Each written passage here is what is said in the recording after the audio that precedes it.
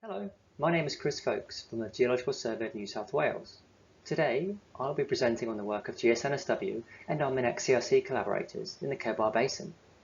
This presentation is a collation and synthesis of work by many individuals and organisations working in the Cobar Basin region in western New South Wales over the past few years.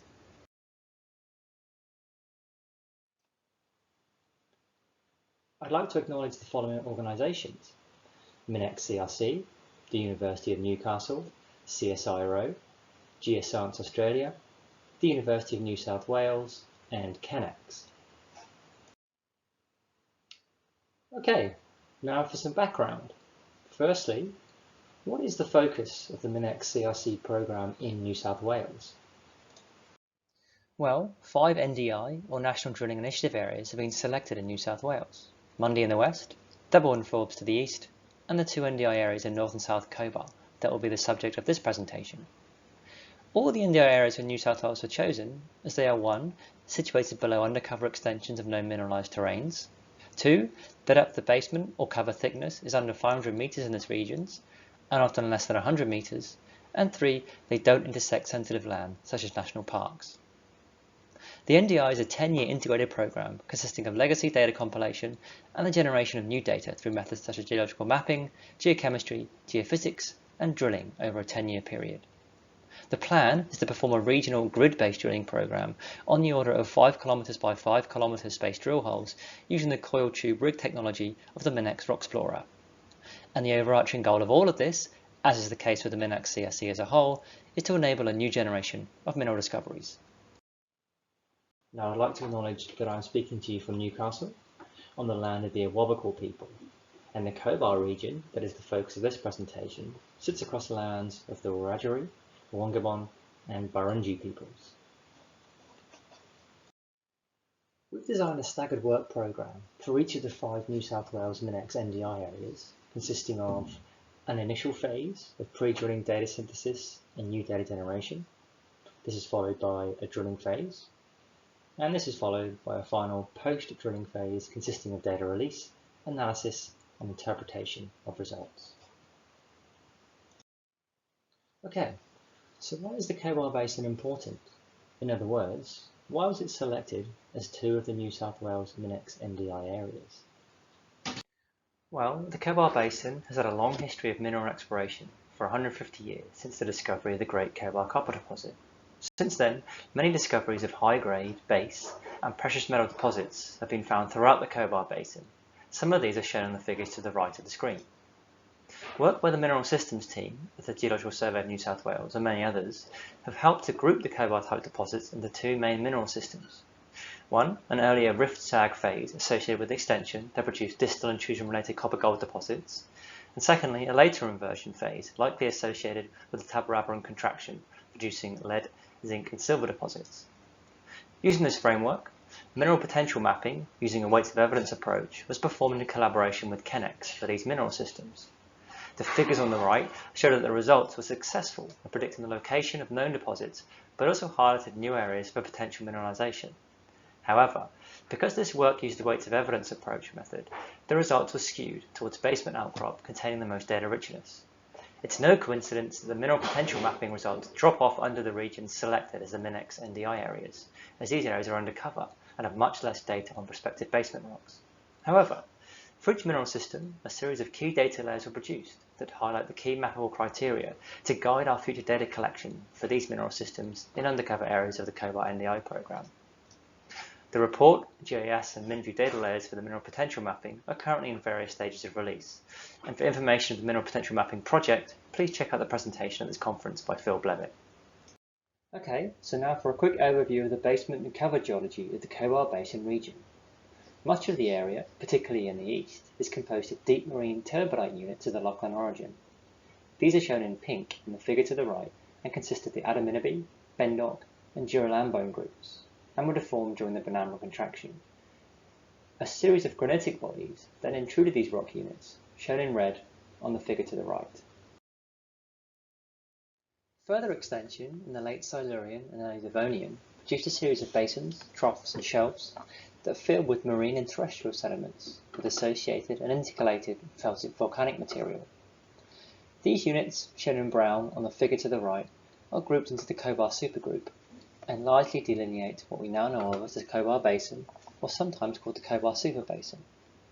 There was then a period of compression, resulting in deformation of this region during the Tabarabban contraction. Thought to be occurring at the same time, in the Thompson origin to the north, was the emplacement of the Lauf volcanics, a series of mafic to intermediate volcanic units, shown in green. A sequence of non-marine or fluviatile sediments were deposited in the mid to late Devonian, and these are collectively grouped into the Mulga Downs group, shown in the blue colours here.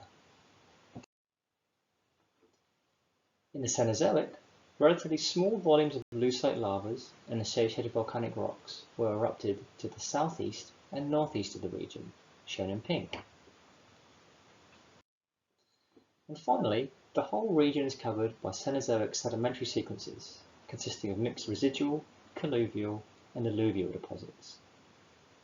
There are also thought to be many paleochannel deposits in the region, sometimes coinciding with modern drainage channels. These images give an indication of the presence or absence of basement outcrop in the Cobar region. The figure on the left from the New South Wales Seamless Geology dataset shows the estimated basement outcrop, shown in colour pixels, and areas under cover, shown in white. The figure on the right shows a recent cover thickness model by Giovanni Spampanato at GSNSW, with the green colours indicating thin amounts of cover, less than 50 metres above basement rocks, through to orange and brown colours, indicating thicker cover in excess of 100 metres, and the areas in white highlight regions of outcrop or subcrop. These figures show that although much of the region covered by the NDI areas is under cover, this cover is often only up to 100 metres and often less than 50 metres above prospective basement rocks. Here are some images from the extremely useful CRC Leam Explorer's Guide by Ken McQueen, summarising the typical weathering profile and paleolandscapes in the region. The main takeaway points from these are that 1. There's a mixture of in situ or residual weathering products of basement rocks that originally consisted of an upland paleolandscape, as well as recently transported cover material. 2. This has produced variable thicknesses of transported cover and saprolite and saprock horizons. And 3. There are various intervals of incised and infilled paleochannels throughout the region. So the challenge for the MinEx NDI in the Cobar region is to map prospective geology through this variably thick, transported and in situ cover, and also to identify and use proxies for the so-called mappable criteria identified from the mineral potential mapping in this region, away from outcrop to help highlight prospective regions under cover where there are currently sparse data coverage. So, what work has been done to date? Well, hopefully, as you'll see, quite a lot already. One of the first tasks that staff at GSNSW performed were a series of audit and gaps reports for the NDI areas. These consisted of a collation of all datasets held by GSNSW and other government organisations, universities and industry. From this, a series of recommendations for future work in different geoscience fields were listed, such as, for example, geological mapping, geophysics acquisition, and geochemical and geochronological data acquisition. These were published as GS reports earlier this year, with the recommendations summarised into a work plan report for the NDI areas in New South Wales. And since then, and when COVID restrictions allowed us out of our home office spaces, a series of sampling and data generation work has been undertaken, guided by the framework of the Audit and Gaps and NDI areas work plan reports. And this has included logging and sampling of legacy drill hole material held in the core facility in Londonderry and Sydney, collecting samples during fieldwork in the last 2 to 3 months of 2020, submitting these samples from drill holes and fieldwork for analyses such as geochemistry, geochronology, petrophysics, and even palynology for some of the cover sequences, and mapping of the key rock units and interfaces contained in the Cobar NDI areas. In late 2019, the largest ever airborne electromagnetic, or AEM, survey in New South Wales was conducted in the Cobar region, in collaboration with Geoscience Australia, using the Heliborne Excite system. There were 116 east-west flight lines, spaced between 2.5 and 5 kilometres flown, shown in black lines on the figure to the right, totaling almost 6,000 line kilometres and covering an area in excess of 19,000 square kilometres. The AEM data was processed and run through Geoscience Australia's inversions, and is publicly available through our MinView web portal and Geoscience Australia's portal and e-catalogue. There were also 4 smaller infill areas of closer spaced flight lines shown in pink on the map to the right, funded by industry, and these will be publicly available by April 2021. The process data was run through several inversions, mainly by GSNSW Australia, using their layered Earth and Monte Carlo models, showing the top 3 images, but also a selection of lines were examined by Intrepid Geophysics using their 2.5D inversion model, with an example in the lowermost image. These inversion products were used as the basis for interpreting the AEM data and integrating it with various other datasets. I'll show some of this work later in the presentation. To give you an idea of what the rocks look like on the ground, and how this is represented in the AEM inversions and interpretation, here's a picture of a mine cut looking down through a typical transported cover and in situ basement weathering profile located within the Cobar AEM study region. At the top is a thin veneer of transported cover sediments. Below this is a layer up to 50 meters thick of saprolite consisting of weathered basement rocks, and at the base is a darker, non-weathered basement material. One of the Cobar AEM flight lines passed over this area by a couple of 100 meters to the south, and this is the inversion image in the bottom right that was produced, along with our interpretation of the geology. You can see there's a good match with what is observed in the field, a moderately conductive upper layer of interpreted transported cover. Below this is a variably up to 50 meters thick, highly conductive zone in the yellow and red colors in the AEM image of interpreted weathered basement or saprolite, and below this is a sharp change to more resistive or less weathered basement material, as indicated by the blue colors in the AEM interpreted image. A big focus of high-logger time at Londonderry over the past few years has been on drill holes in the Cobar region, giving us a wealth of hyperspectral information on legacy drill core. Thanks to Jake Malton and the team down at our core library, we now have a grand total of 158 drill holes that have been spectrally scanned since 2009, with almost 60 of these scanned in the last 2 years.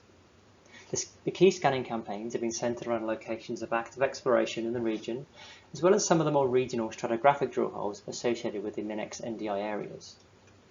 The data and images from this hyperspectral work are being incrementally added to our MinView web portal, and please see the AESC presentation by Jake for further information. In 2019, in collaboration with CSIRO, we also undertook a waterbore sampling campaign to examine the hydrogeochemistry of groundwater in the Cobar region. 86 waterbores were sampled, shown by the coloured circles on the figure to the right, with a full suite of trace elements analysed, as well as various isotopes and hydrochronology data. As with other datasets, the hydrogeochemistry data is available on MinView, as well as a comprehensive report available through the CSIRO and GSNSW online publications web pages. And one of the key results from this work was the use of the AU Min-C index, which appeared to be the most promising for highlighting known Cobar-type mineral deposits, as well as highlighting new areas for further investigation. These areas for further investigation include 3 areas shown on the figure to the right, with varying elevated levels of gold, silver, molybdenum, antimony, copper, zinc, and other base metals. In the same region, and often very close to the sample waterbores, Joe Schifano from the University of New South Wales performed a biogeochemistry study by sampling cypress pine trees throughout the region.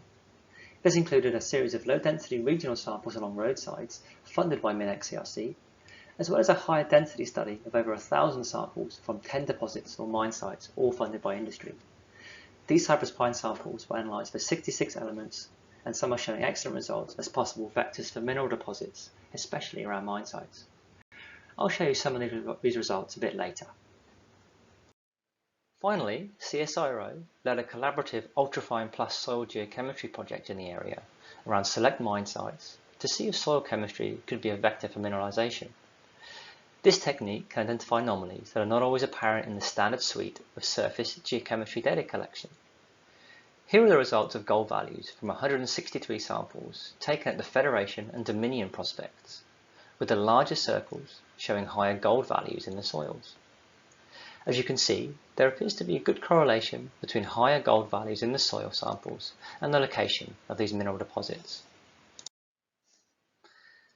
So, given all these different data sets, as you can imagine, we are still in the process of synthesizing and integrating all this data. I'll now try and give you a flavour of some of that work in the remainder of this presentation.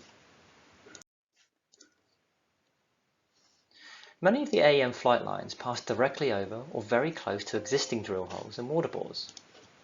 During the interpretation of our AEM data, information from these boreholes was very useful in constraining our interpretation. An example is shown here with two drill holes where we have downhole lithology logs and high ligospectral data, with the base of saprolite or highly weathered basement rock correlating to the base of this highly conductive horizon, as seen in the yellow to red colours of the AEM image to the left. Here is another example of an interpreted AEM line that flew over multiple drill holes. The base of weathering, as recorded from geologists logging these drill holes, corresponds quite well with our interpretation of the variably deep base of weathering horizon from the AEM data. This example also shows a slightly deeper conductive anomaly that may result from goethite and minor sulfides in a logged breccia in one of the drill holes, or it could be an inversion artifact resulting from the break in the strong surface conductors. This type of issue is being worked on by various people, including a PhD student currently at the University of Newcastle. We're also examining waterborne drill logs and hydrogeochemistry data to help with the AEM interpretation. This has shown that it's not only cover and basement lithology that is controlling the conductivity and resistivity responses shown in the AEM data, but the groundwater chemistry is also an important factor. This figure shows an AEM flight line that went over two waterboards. The top of the highly conductive orange to red horizons in the AEM image corresponds to depths in the waterbores where salty groundwater was first encountered. And like some of the drill hole, the base of these highly conductive horizons matches up quite well with the depth at which fresh basement rocks were encountered during waterborne drilling.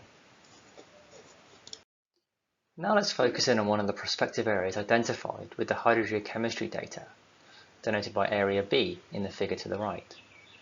One of the AEM flight lines flew over this region with the nearby Achilles 3 prospect, with waterbores showing elevated concentrations of molybdenum and antimony, and elevated lead levels from soil geochemistry. The figure to the bottom left shows there are coincident EM and AEM anomalies at depth beneath this region, and the area is a current focus of exploration, including proposed new drill holes.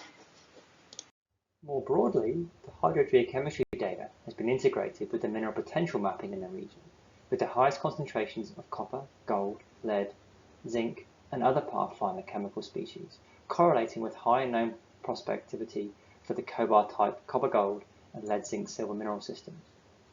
And as described earlier, there are some areas with high concentrations of these elements not in areas that were recorded as high prospectivity during the mineral potential mapping. Paleochannels are a potential source of both economic iron mineral deposits and useful groundwater resources in the region. The AEM data and existing magnetic imagery highlight areas of potential paleochannel locations where these resources may be located. Here is the surface expression of one of these paleochannel deposits, purple to black maghemite-rich pebbles strewn across the surface, representing the remnants of material found in these magnetic paleochannels. Integrating the biogeochemistry and soil geochemistry is producing some interesting results showing that different chemical species can be used as potential vectors towards mineralization.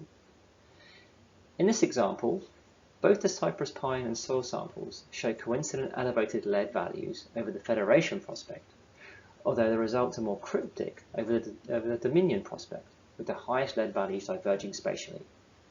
Hopefully with further work, these datasets will be more fully understood, as well as the interplay of different chemical species with these mineral systems in the different techniques being investigated. So finally, what are the next steps and future work of the MinEx CRC in the Cobar NDI areas? Well, obviously, we will use the recommendations from the Audit and Gaps and NDI work plan reports to guide ongoing and future work. This includes an ongoing characterization of cover sequences, basement rocks, and the key interfaces within these sequences and also between them, and further integration of all the data outlined in this presentation in a 3D workspace. There's also an industry-focused PhD project based at the University of Adelaide starting work on delving a bit further into the soil and regolith geochemistry data, particularly using metal isotopes as a potential exploration vector.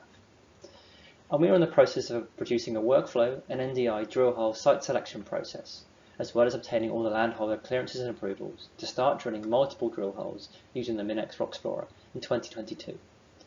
This process is being further refined to choose the best locations for the NDI drill holes.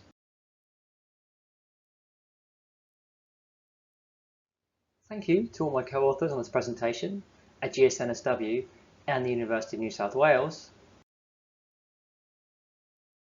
Thank you very much for your attention. I hope you enjoyed the presentation.